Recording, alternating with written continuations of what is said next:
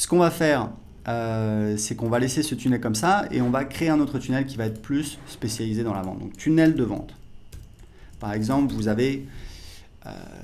voulez créer une offre, vous voulez tester une offre. On va même pas partir du principe que vous avez créé une formation, que vous avez passé du temps à enregistrer, puisque idéalement, c'est mon conseil, si vous voulez avancer rapidement dans votre business, il faut tester des offres et vous pouvez parfaitement tester des offres sans avoir créé le produit avant. C'est même ce que je vous recommande de faire. Donc, on va faire ça. On va faire un tunnel de vente. Donc, ça peut être pour une formation que vous vendez en pré-vente, ça peut être pour un service de coaching, un service d'accompagnement, même du service, voilà, du freelancing que vous pouvez proposer, où vous pouvez tout de suite créer une page de paiement et une page de remerciement et éventuellement une page de vente. Donc moi j'aime bien ce template ici, on va le sélectionner, il est vraiment très très beau. Voilà. Alors vous voyez que je dois connecter Stripe ou PayPal, donc il faut cliquer ici, je ne vais pas le faire parce que ça va prendre un petit peu de temps. J'espère que je vais pouvoir modifier la page, oui c'est le cas. Donc vous voyez, sur les pages, vous pouvez absolument faire ce que vous voulez. Vous pouvez modifier les champs. C'est vraiment extrêmement complet, c'est extrêmement souple, vous faites absolument tout ce que vous voulez dessus. Donc on va enregistrer la page. Si vous avez besoin de créer une page de vente, vous allez tout simplement ajouter une page de vente. Voilà. Donc par défaut, elle arrive en bas, hop, on va la mettre en haut. Vous avez la page de remerciement. Et imaginons que vous vendez une offre de coaching et vous dites, voilà, si les gens prennent mon offre de coaching, eh bien, j'aimerais leur faire une offre spéciale.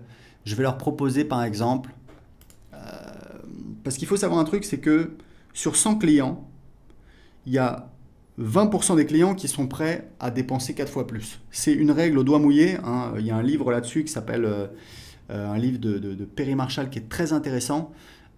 Et donc en fait, moi ce que je vous recommande, c'est de toujours, quand vous vendez un produit, toujours avoir des upsells, parce qu'il y a des gens qui vont dire oui, il y a des gens qui voudront aller plus loin et ça va vous permettre d'augmenter votre panier moyen. Donc je vais cliquer ici sur ajouter une page. Je vais faire upsell 1. Ici, je vais donc prendre page d'upsell, hop, et ici, j'ai ma page d'upsell. Donc évidemment, je vais la mettre après la page de paiement. Donc upsell 1, donc voilà, je sélectionne le template. Je peux le modifier. Je vais enregistrer ici. Voilà, je peux le modifier, je peux faire une vidéo, si je veux, je peux mettre du texte à la place. Vous voyez, on a un seul template, mais ça fonctionne. On a un bouton pour accepter et un bouton pour refuser. D'accord ? Donc c'est très important de bien faire en sorte que les gens comprennent qu'il y a une offre complémentaire, qu'ils soient libres d'acheter ou de refuser en toute connaissance de cause. Si vous essayez entre guillemets de tromper les gens en ayant, là vous voyez même à la limite le bouton n'est pas, en fait il faut vraiment que ce soit clair dans votre message et sur le bouton, parce que si c'est pas le cas, tout simplement les gens vont demander des remboursements, les gens vont pas être contents, vous pouvez avoir des chargebacks, c'est-à-dire que les gens font opposition et vous avez des frais au niveau de votre processeur de paiement. Donc voilà, c'est pas forcément une bonne idée sur le long terme. Il faut vraiment être très clair et transparent par rapport à vos clients. C'est comme ça que vous allez gagner sur le long terme. Donc vous pouvez très bien mettre une upsell ici. Ici, dernière chose pour les pages de paiement, c'est très important. On a ce système dans System.io, donc je suis vraiment extrêmement fier parce que je peux vous dire c'est juste génial. Comme je vous disais, si vous vendez une formation, un produit digital, en fait vous n'avez pas besoin de créer de produit dans System.io. Vous avez besoin de créer un site privé parce que c'est là où on a le contenu. Mais pour donner accès, quand vous faites une vente, on a ce système de ressources. Donc les ressources, qu'est-ce que c'est ? Ce sont en fait, comme ça l'indique, des ressources auxquelles le client aura accès après l'achat. Et pourquoi c'est génial ? Parce que vous avez plusieurs types de ressources. Donc ça peut être un produit physique, donc ça va déclencher une commande dans votre admin si vous vendez un produit physique. Mais si vous vendez une formation ou un pack de formation, vous donnez accès à votre formation. Alors là, je n'ai pas encore de formation, mais je pourrais choisir le nom de la formation si j'en avais. Et puis, on a le fait d'ajouter un tag. Et en fait, ce qui est génial, c'est que si la personne demande un remboursement ou dans le cas d'un abonnement, si la personne arrête son abonnement, l'accès aux ressources est coupé automatiquement. Donc, c'est génial puisque avec d'autres solutions où vous allez intégrer connecter plusieurs logiciels en même temps, généralement, quand vos clients demandent un remboursement ou arrêtent de payer un abonnement, en fait, l'accès n'est pas coupé. Parce que ça ne se fait pas automatiquement, il y a plusieurs logiciels et c'est compliqué à faire. Dans System.io, tout est intégré. Donc c'est vraiment génial. Vous avez donc, si vous avez un tag, typiquement vous allez ajouter un tag client, un client de tel produit. Si la personne demande un remboursement, hop, ce tag va être supprimé du contact. D'accord ? On aura toujours l'historique dans sa fiche contact, les paiements, les abonnements, les emails ouverts, etc. Mais dans le futur, cette personne n'aura plus de tag et l'accès à la formation sera supprimé. Donc ça, c'est vraiment génial. Donc ici, vous avez donc page de vente, page de paiement, page d'upsell. Vous pouvez rajouter autant d'upsell et de downsell que vous voulez.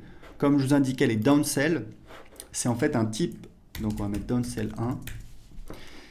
Les downsell, c'est un type d'upsell spécifique qui n'est montré que si la personne a dit non à l'upsell précédente. Ça veut dire que ici on a une upsell, donc là, voilà, sur la page de vente ou sur le bon de commande, sur la page de paiement, on a une offre. Les gens payent avec PayPal ou alors entrent leurs coordonnées de carte bancaire. Sur la page suivante, ils sont donc redirigés vers une page d'upsell sur laquelle on leur fait une offre complémentaire.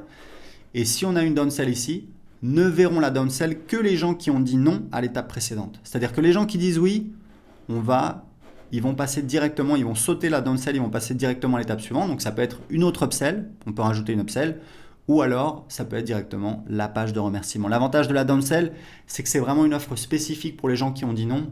Typiquement, c'est on propose un produit, les gens disent non, on dit ok, est-ce que je comprends, ça vous fait un petit peu cher, est-ce que ça vous dirait par exemple de payer en plusieurs fois sans frais, et voilà, ce type d'offre qu'on peut faire, d'accord ? Très important, c'est que vous avez, pour toutes les pages, vous avez à chaque fois des onglets ici. Donc ça, c'est les paramètres de la page. Ici, c'est les règles d'automatisation. Donc c'est des règles d'automatisation qu'on va pouvoir créer. Donc au niveau de la page, dans le tunnel de vente. Et ces règles vont apparaître automatiquement dans les règles d'automatisation ici. C'est juste que c'est plus pratique. Comme ça, on n'a pas besoin de passer toujours de automatisation à l'éditeur de tunnel. Ici, on peut créer des tests AB. Ici, on a donc les statistiques, donc on voit le nombre de visiteurs, le nombre d'inscrits, le taux de conversion, le nombre de ventes. Et ici, on a donc tous les clients qui ont acheté. C'est uniquement pour les pages de paiement. Voilà, pour les pages de vente. On a aussi. Alors, je pense que non, ça va être pour toutes les pages, on peut y accéder. Ça va être tous les gens qui ont acheté dans une page de paiement sur ce tunnel de vente. Donc, vous voyez, c'est vraiment pas très compliqué. Effectivement, il y a plusieurs choses à paramétrer, à faire, mais je ne sais pas si vous vous rendez compte à quel point ça vous permet de simplifier quelque chose qui était extrêmement compliqué avant. Il fallait créer les pages à la main, des pages HTML. Moi, je ne suis pas développeur, je n'ai pas envie de coder des pages, ça ne m'intéresse pas.